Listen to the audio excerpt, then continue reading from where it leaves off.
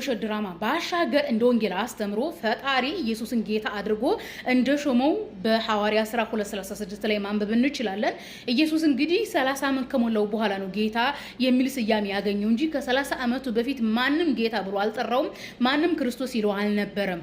30 ዓመት ከሞላ ሰላም እንዴት ናችሁ? እግዚአብሔር ይመስገን። ሉቃስ ወንጌል 1:43 የጌታዬ እናት ወደ እኔ ትመጣ ዘንድ እንዴት ይሆንልኛል? ቅድስት ኤልሳቤጥ በመንፈስ ቅዱስ ተሞልታ ምን አለች? አምላኳን ጌታዬ አለች። ሉቃስ ወንጌል 2:11 ዛሬ በዳዊት ከተማ መድኃኒት እርሱም ክርስቶስ ጌታ የሆነ ተወልዶላችኋልና መልአኩ ምን አለ?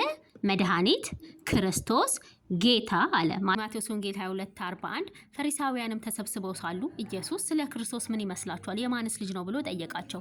የዳዊት ልጅ ነው አሉት። እርሱም እንኪያስ ዳዊት ጌታ ጌታዬን ጠላቶች የእግር መቀመጫ እስካደርግልህ ድረስ በቀኝ ተቀመጥ አለው ሲል እንዴት በመንፈስ ጌታ ብሎ ይጠራዋል? ዳዊትስ ጌታ ብሎ ከጠራው እንዴትስ ልጁ ይሆናል አላቸው። ስለዚህ ክርስቶስ ኢየሱስ የዳዊትም ፈጣሪ ነኝ አስገኝው ነኝ እያለ ነው። ምክንያቱም በራእይ 22:16 ላይ እኔ ኢየሱስ በአብያተ ክርስቲያናት ዘንድ ይህንን እንዲመሰክርላችሁ መልአክ ላኩ። እኔ የዳዊት ስርና ዘር ነኝ፣ የሚያበራ የንጋት ኮከብ ነኝ። እኔ ማንኛ አለ?